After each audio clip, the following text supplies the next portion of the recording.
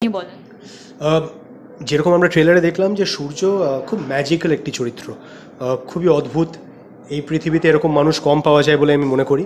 At the same time যেহেতু সিনেমাটাও খুব অন্যরকম, এই সিনেমাটা মানুষের ভালো থাকা, মানুষের আগামী দিনগুলো যাতে ভালো কাটে, মানুষের আনন্দ, এগুলোর উপর ফোকাস করে, এগুলোর উপর কনসেন্ট্রেট করে। আর আজকে এমন যেমন পৃথিবীতে আমরা সবাই থাকি, যেখানে আমাদের প্রায় অনেক ক্ষেত্রেই হতাশা হয়, আমাদের মনে হয় যে আমাদের একেবারে দেয়ালে পিঠ থেকে গেছে।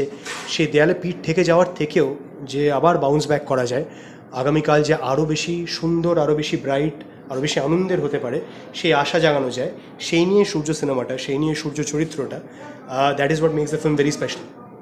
আর সূর্য চরিত্রটার সাথে তো নেচারের অনেকটা ইয়ে আছে, তো আপনি নিজেকে কতটা নেচারের কাছে ফিল করলেন ডিউরিং দি?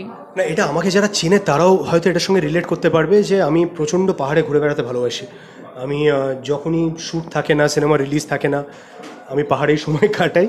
তো আমার তো প্রচণ্ড ভালো লেগেছিলো, it really felt very good, very special.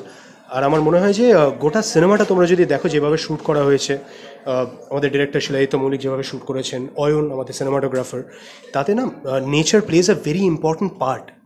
যে সিনেমাটায় যে অ্যাম্বিয়েন্স তৈরি করা হয়েছে, যে ওয়ার্ল্ডটা ক্রিয়েট করার চেষ্টা করা হয়েছে, তাতে nature becomes a very important part. Thank you so much. আর দর্শকের জন্য কিছু? 19শে জুলাই সূর্য রিলিজ করছে আপনাদের সবার কাছের দূরের সিনেমা হলে।